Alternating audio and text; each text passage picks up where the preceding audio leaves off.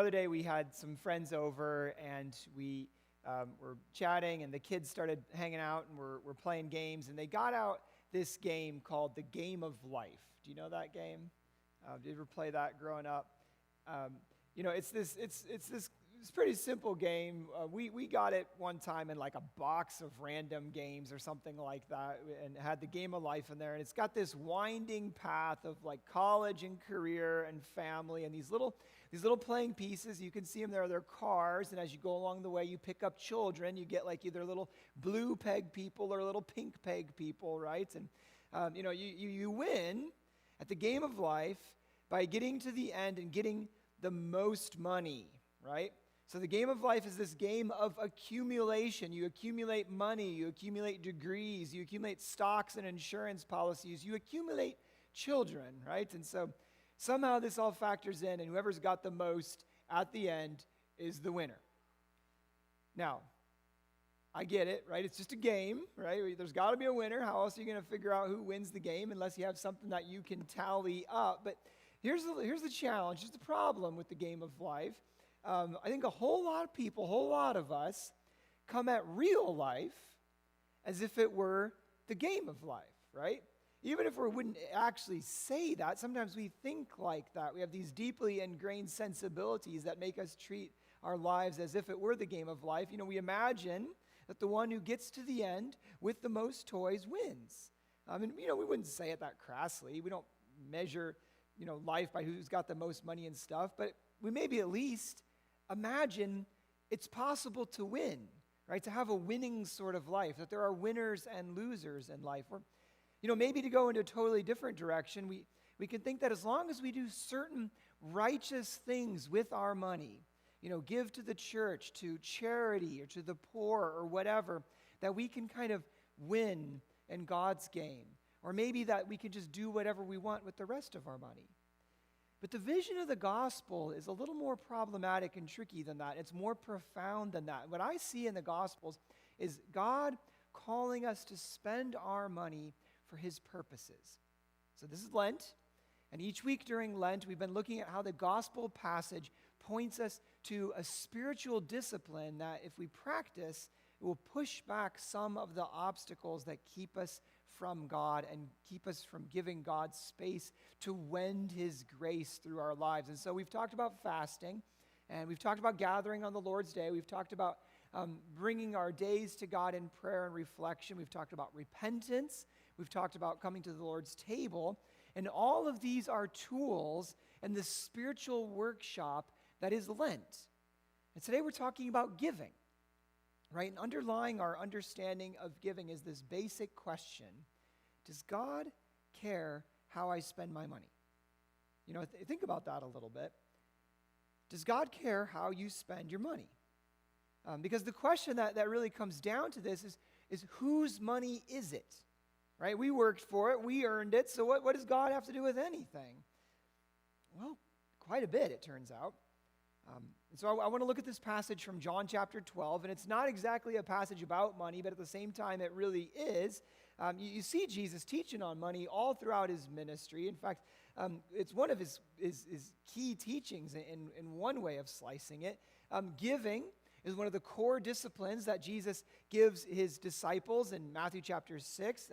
Giving there, he says, pray, fast, and give. And there the giving is specifically almsgiving. It's giving to those in need.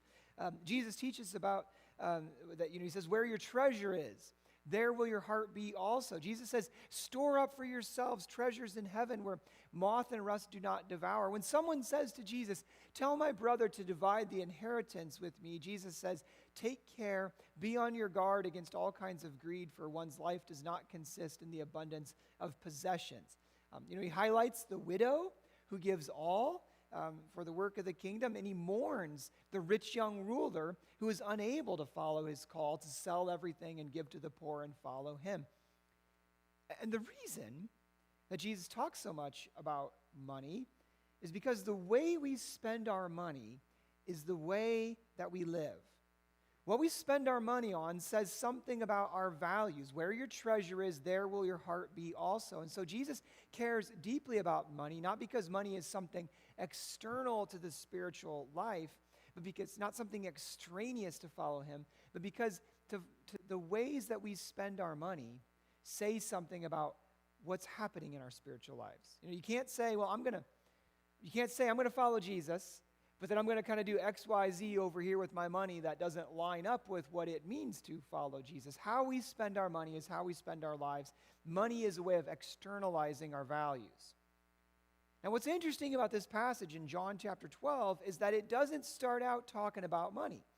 What Jesus often does is use circumstances or incidents or questions that people put to him as kind of a jumping off point to teach something about the kingdom. So sometimes people put a question to him, and he doesn't answer their question oftentimes, or he doesn't answer the way that they have hoped, and instead he, threads his way through to a third way of thinking about something. So someone says, should we pay taxes? And Jesus says, well, give to Caesar what belongs to Caesar, right? And then he goes on to teach about this model of living in a way that puts our money at the heart of what matters to us. And I think that's really what happens here. So let's look at this passage together. In John chapter 12, if you open your Bibles, Jesus talking about this, it says, we're going to walk our way through, but verse 1, it says, 6 days before the Passover, Jesus arrived at Bethany. Okay, it goes to where Lazarus lived. Now, the Gospel of John is really the gospel that spends the most time developing the last days of Jesus' life. John has this kind of laser focus on the lead up to the cross and the resurrection. So Jesus will die right before Passover as the lambs for Passover are being slaughtered. And that is really important for John. Jesus is the sacrificial lamb to replace all sacrificial lambs. And so that is the time marker related to Passover that John gives us. We know that Jesus is in Bethany. It is a town right outside of Jerusalem. And soon he will go up to Jerusalem for the very last time. We will see him cheered by the crowds as he rides in on that donkey, be welcomed as the triumphant Messiah, and then shortly after condemned. Bethany is also where Lazarus and Mary and Martha are from. And he famously raised Lazarus from the dead, and that's right before this in chapter 11. And we know that the leaders of the Sanhedrin, who are the Jewish ruling council in Jerusalem, they want Lazarus dead again, right? Because everywhere that Lazarus goes, he is this walking testimony to Jesus and his identity. Everybody who sees Lazarus is like, wait a minute, that's that guy, right? That's the guy that Jesus of Nazareth raised from the dead. Maybe Jesus really is the Messiah, right? Every time they see Lazarus, they're thinking that. Maybe we ought to be following Jesus. And so the leaders, they're on edge. They've got this idea about how they can preserve peace with the Roman governor Pilate. And Passover is this very touchy time because the Jewish people are gathering in Jerusalem. There's a whole lot of them at the moment. And they're remembering and celebrating the ways that God liberated the nation of Israel from the power of the oppressive Egyptians. And in people's minds, it's only a hop, skip, and a jump over to saying, well, if God did that in Egypt, couldn't God do that now again with Rome? And so the authorities are trying to preserve this peace.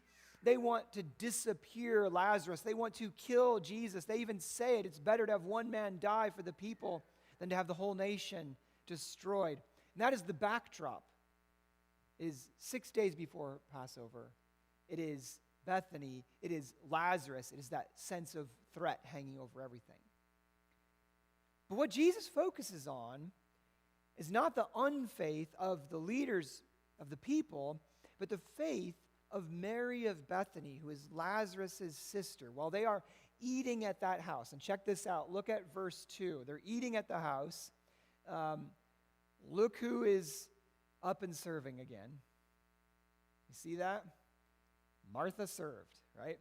There it is. It's Martha, true to her character. Verse 2, they're eating. Martha is bustling around serving. Mary comes, and we remember from Luke chapter 10, Mary comes and sits at Jesus' feet. Sort of like that. Again, here comes Mary. Verse 3, she brings a pint of pure nard. Now we are told this is an expensive perfume, and we will find out just how expensive a pint of pure nard is in a couple of verses. and she pours that perfume out on Jesus' feet, and she wipes that with her hair, and everybody smells the rich perfume filling the whole house. Now, Judas does not like this. Verse 5, if you see that, it says, he comments, why wasn't this perfume sold and the money given to the poor? Now, the Gospel of Mark, in his retelling of this story, he says that Judas was not alone in this thought process. Mark 14:4 says this, some of those present were saying indignantly to one another, why this waste of perfume? Now, I don't know if Mark meant that the other disciples were thinking that or simply some of the other house guests that were present were thinking that, but John tells us that Judas was the money guy, right? Judas kept the common purse. And that is why later when Judas goes out to betray Jesus, no one is surprised that Judas gets up in the middle of the meal and leaves. He's the guy that's got to buy stuff, right? You need things, send Judas. He's got the money. That is his thing. And so John says that in any case, Judas was the money keeper, but he wasn't doing it faithfully. He was stealing from those funds. He didn't really care about the poor anyway, but we see right there, we see the key in response to what Judas is thinking and saying. We see the key to Jesus' teaching here. Verse 7 and 8, leave her alone, Jesus replied. It was intended that she should save this perfume for the day of my burial. You will always have the poor among you, but you will not always have me. Here's what's going on. Mary is using this expensive perfume for the kingdom. We're told in verse 5 that the value of that perfume was 300 denarii. Now, it's actually translated, or they're giving us the idea there in the NIV, but if you follow the note, it's 300 denarii. And a denarii was considered a day laborer's daily wage. You work all day, you get 1 denarii. The value of this pint of pure nard is 300 denarii. So that's 300 days of work just for the perfume, let alone the alabaster jar. You get where the NIV is coming from when they say it is about a year's worth of salary wrapped up right there in that little jar. It is pure nard. And nard comes from India. It's really worth its weight in gold. And Mary just poured it all out on Jesus' feet. Right? Mary didn't take that jar and carefully get a few little dabs, a few drops. That's why you've got this. That's why you got the jar. They'd put a little bit of cloth on it so it wouldn't all come pouring out at once. She didn't put just a little drop on Jesus' feet. Mark tells us she took that jar and enabled to make sure she poured it all out. She broke the end off of it and she dumped it all over Jesus' feet. Pure nard. She bought it. She broke it. Mary's giving it all to Jesus. It's this extravagance. You know, that widow, she gave all she had to God, and Mary is doing all she can for Jesus. She breaks the jar. There is no going back. Now, who knows why Mary had this expensive perfume? I mean, was this an investment for her? Was Mary saving that perfume for her wedding day or something? I mean, she couldn't have known that the purpose was going to be to anoint Jesus when she bought it, but it all comes together in God's providence, that this is God's timing, this is God's purpose. And you know, sometimes that is the way it works, right? You have something, and you are Johnny on the spot. You're the right person in the right time with the right thing, and God is really inviting you in that moment to respond to a need that's right there. And that's what happens with Mary. I mean, I remember once when I was in seminary and was really, trying to figure some of this stuff out with as far as money and whatever. And we didn't have a job. We were living off our savings, right? We had left our apartment and moved to Indiana, and we were expecting a baby. So we were feeling a little bit anxious sometimes about the money. We were doing okay. We had our very first car. We had never owned a car before, and because we had lived in the big city, we didn't need a car. And my dad had recommended when we bought our used car that we buy one of those little cans of like tire slime inflator in case we'd ever get you know what I'm talking about. In case you ever get a flat, you just plug that thing in, press the button, and it's supposed to at least get you up and going. So I had one in the back of the car in the trunk, and not so long after we got moved in, got our car, had our slime, we were helping out a church member of the congregation we attend. We were helping him move, and somebody brought this little trailer, and as we're loading that thing up, the tire goes flat on the trailer. And we're all just like staring at that flat tire going, oh man, now what are we going to do? And I'm thinking to myself, this is a long time ago, folks, but I had some bad thoughts. I'm thinking to myself, I've got a can of slime in my trunk. Do I want to get it out or not, right? And I said to one of the guys, like, I think I've got that slime. He's like, well, get it, right? So there you were, right? That was me. I had the slime. There was the tire. We fixed it. We got the folks to move. I bought myself a new can. It's all good, right? But, you have these moments. You had these moments where you show up. You're the one who's got what is needed. You're the one who can provide for that need. And here's Mary. It's the costly jar of nard. That was the moment right there for her. That was why she had the perfume in this jar, even though she never knew it, to anoint Jesus. And that's what she does. It's kind of like she's embalming him. It's this symbolic moment.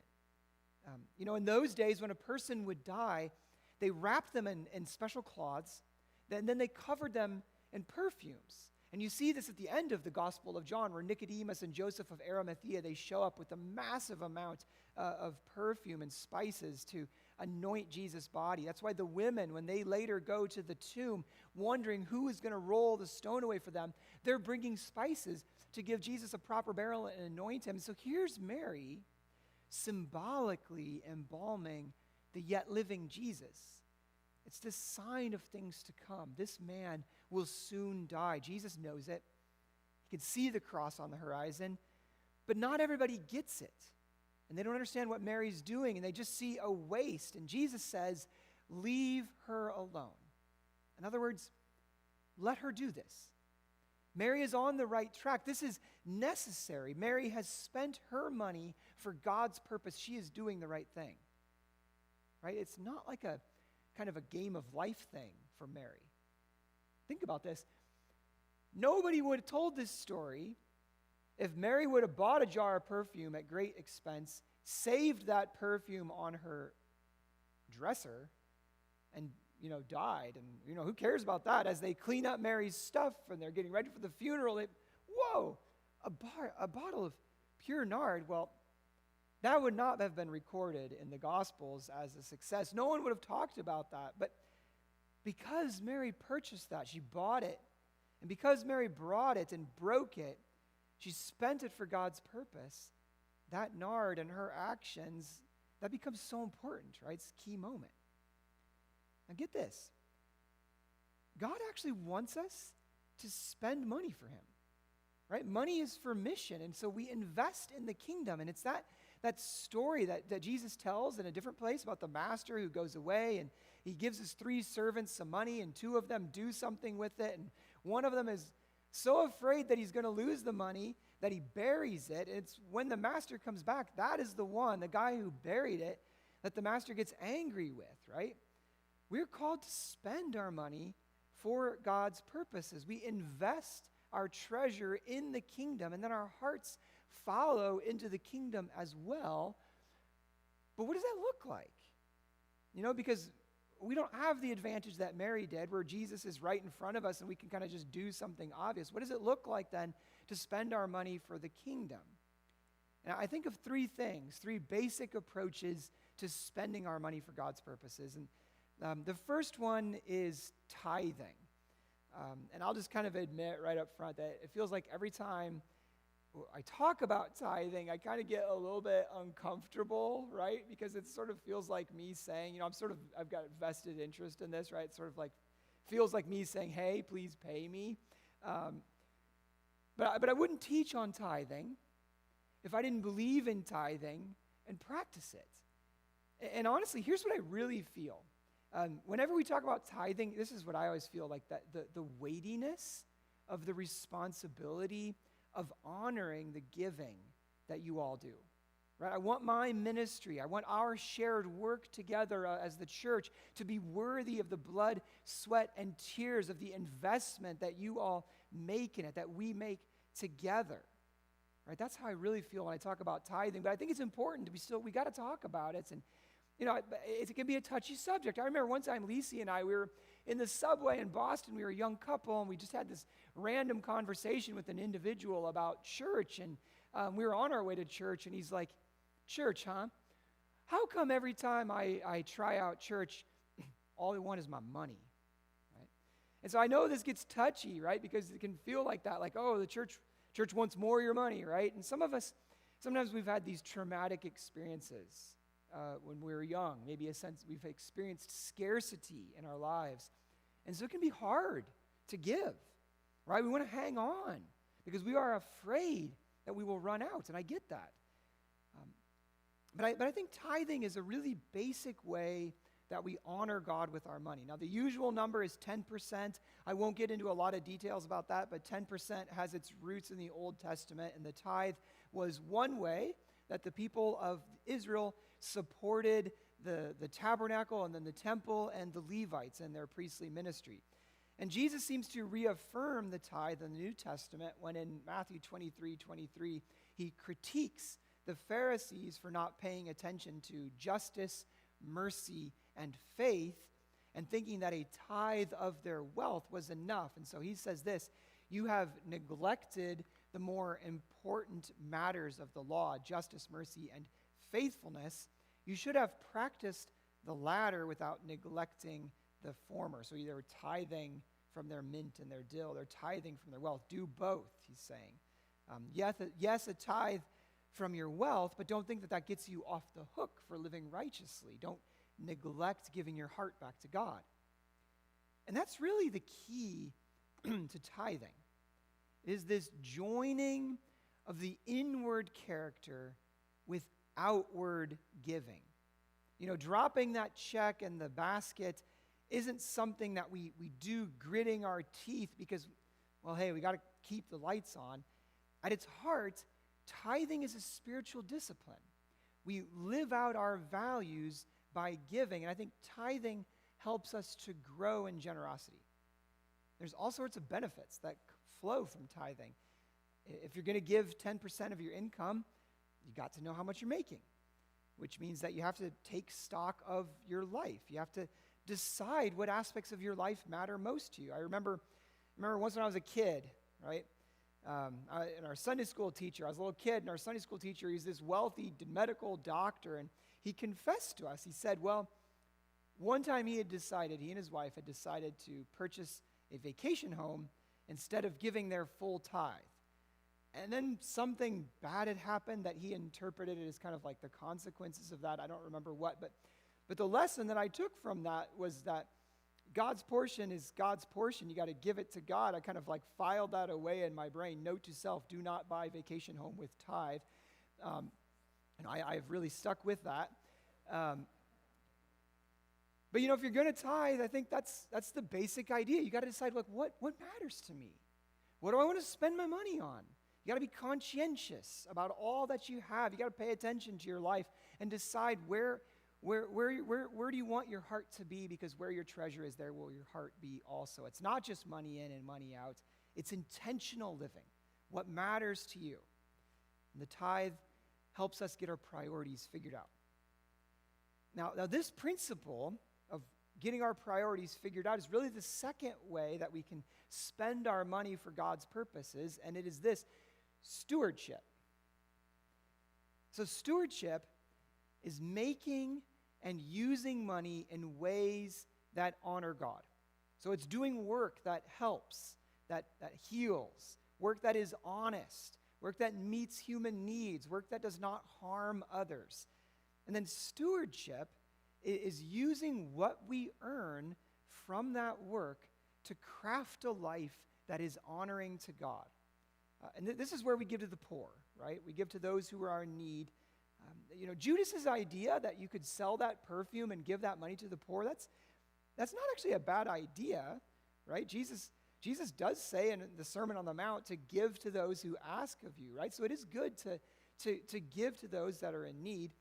That does not mean that we don't have to use wisdom about whether our giving is going to help or hurt in a particular situation, right? We've always got to be thinking about that. There's this first century document called the Didache. It's got this line that I really love in there. It says, whenever you're thinking about giving to somebody, let your coin kind of sweat in your hand a little bit, right? And the idea is like, don't be in a rush. Just think about it a little bit. Let it sweat for a moment so you know whether you're helping or hurting in a situation. But the basic stance as followers of Jesus is that we should be ready to give to those who are in need, right? Folks that we come across. And Jesus says the poor you'll always have with you. And sometimes I hear this as kind of like a verbal shrug, like, well, what can you do? You'll always have the poor. But what Jesus is actually doing is quoting Deuteronomy 15:11, which says that the poor will always be with you. Therefore, open your hand to the poor and the needy neighbor in your land. So stewardship, if tithing is one piece, stewardship is kind of about the whole arc of our lives, what we do with all of our stuff. And it means not spending on pleasures that will harm us, that will harm others, or things that dishonor God or the name of God. When we practice stewardship, we are taking seriously the words of Psalm 24 that say the whole earth is the Lord's and all that is in it. It's all God's money, and so we live like that. And then there's a final way that we can spend our money for God's purposes. So tithing, stewardship, this final way, we can enjoy with gratitude all the gifts that God has given us. So Paul writes in 1 Timothy 6:17, he says, as for those who in the present age are rich, command them not to be haughty or to set their hopes on the uncertainty of riches, but rather on God. Listen to this. God who richly provides everything for our enjoyment. What's that last word? Enjoyment. Get this. Using our things for God means enjoying them. God has created us to live fully and truly and to enjoy our lives. And listen, this is much trickier than it sounds. It's more than just like seeking pleasure and being self-indulgent. Enjoying things is kind of an art, right? It means learning to both fast and to feast. It means being generous. It means giving thanks to God. And I really think that last part is really the key. It's learning to live with gratitude. We honor the giver by receiving something as good and acknowledging that God is the one who has provided it. Because, no matter how much we have worked for something, it is still God's hand that provides. Because God is the one who has given us health. God is the one who has given us strength. God is the one who has placed us in the situation where we enjoy certain privileges. And so in all things, we want to treat our belongings with gratitude towards God. And I know I think we sort of know this at an intuitive level. It's kind of like when kids get so many presents at Christmas time that they get overwhelmed and they can't even open anymore. They just quit, conk out in the middle of opening all their presents, and they just start playing with the wrapping paper and the boxes. You ever experienced that? Sometimes our lives can kind of be like that, right? Good things can sort of be these empty calories if we don't receive them as gifts from God. The pleasures become hollow. We just kind of quit. We don't even notice the goodness anymore. But I think there's this kind of mature way of receiving and savoring the good things of life so that they don't become an end in and of themselves, but instead always point towards God, the giver. Jesus says in Luke 14:33, any of you who does not give up everything he has cannot be my disciple. And I think part of what he means by that is everything that we have is intended for God. And we spend our money for God when we tithe, when we practice stewardship, and we enjoy God's good gifts. That's not too hard. To God be the glory. Amen.